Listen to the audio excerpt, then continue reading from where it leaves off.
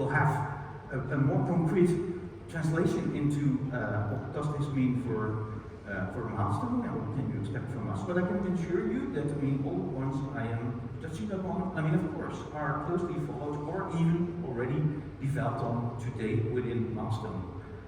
But it's not that you will find them back in our roadline for this year, right? Or for, some of them even are. There's a few that you might think of next year, but most of it is longer term. But there's very interesting things happening, and I'm going to do it very fast.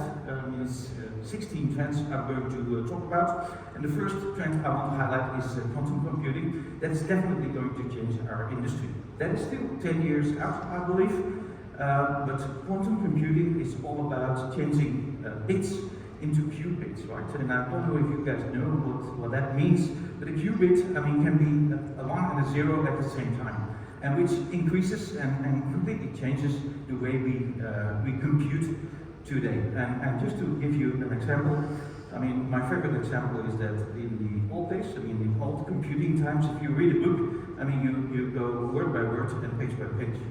In quantum computing, you can take a book and boom, instantly you have all the information computed. That is kind of the difference that is a good metaphor of how this is going to change our industry. And of course, with that computing power, a lot of the things that we can only dream about today, will happen very soon, or will happen once this becomes wider available.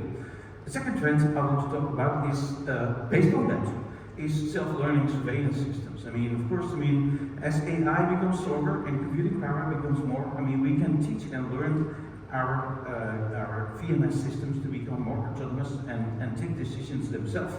But not only, take decisions themselves, automatically create incidents, and also, work or teach them and to constantly improve, standard working procedures. Things that we today, hardly can think of, but that with the immense amount of data, will be required to very effectively produce and work with all the data that we are using. Another trend, definitely, and go and see some of our partners here with analytics, is recognizing, behavior, patterns, intent, as well as emotion. Very interesting trends for healthcare, for retail, there's many use cases out there for this as well, and something to closely watch as well. I think with the vast amount of data and in very big environments like cities or large buildings, holographic or 3D, situational awareness, understanding where you are and better understanding the dynamic of an environment is going to be another trend that we are following quite largely. Of course, there is already 3D displays where you can do a lot, but I think holographic projection of an environment like an office and creating this situational awareness is another trend that is really going to shape our industry, and that is quite interesting to follow with all these millions of cameras and this very complex environment that we see out there. Of course, something, kind of obvious, perhaps, is the surveillance beyond vision, is the multi-sensors, right? Today we have cameras and we have already some devices that can monitor air quality and things, but I think here we will see combined devices where, more sensors are combined into one as well, and of course all creating metadata that you can make sense out of based on our platform. I think one of our advantages that we normally don't speak too much about is the Profile M compliance, which of course Milestone offers. So whatever device you use, and as long as it is an Profile M compliant, you can use and combine and work with the metadata it creates. Another very interesting trend, I believe. Then there is, of course, also augmented intelligence for not only for cities, but for VMS systems in general to autonomously manage traffic, energy consumption, public safety, and where the systems are able to combine data and predict a situation to happen. Yesterday a colleague here from Dubai was telling wouldn't it be great if we could combine the drainage system here in Dubai, where, I mean, from time to time there is some challenges with floodings, right? Combine that with weather data and traffic information, and if you see that there is some serious rain, I mean, coming to town, if you could already start rerouting traffic, I mean, applications like that, I mean, are very close, not only to our hearts, but I think to our future as well. Of course, I mean, AI privacy is a very big topic, very big for Milestone as well.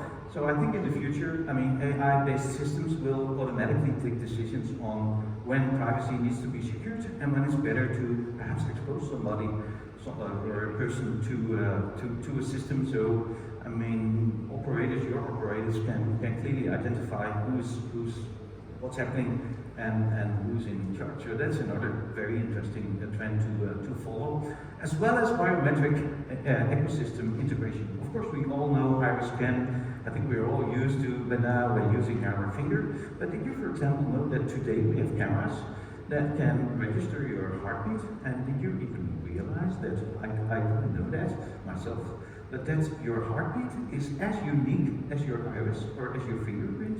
So, I mean, combining those data, especially in healthcare, on a video platform, I mean, could offer very unique and interesting opportunity as well, of course. Then autonomous, I mean, dispatch and putting to action of our devices out in the field is another, I think, very interesting trend to follow, which will drive efficiency and easy deployment and better understanding of situations. I think we have seen already examples of drones, but you can imagine that I mean, with all the IoTs out there is way more things that can be automatically initiated by the systems, either not by a person, but by the systems based on the circumstances that appear at that very moment. I think all in all, I mean, I kind of talked into this already. I mean, CCTV, I mean, is becoming a hyper sensor, right? I mean, that, I mean, offers us, I mean, fantastic ways to go beyond security, and that definitely not only addresses the traditional security market as such anymore.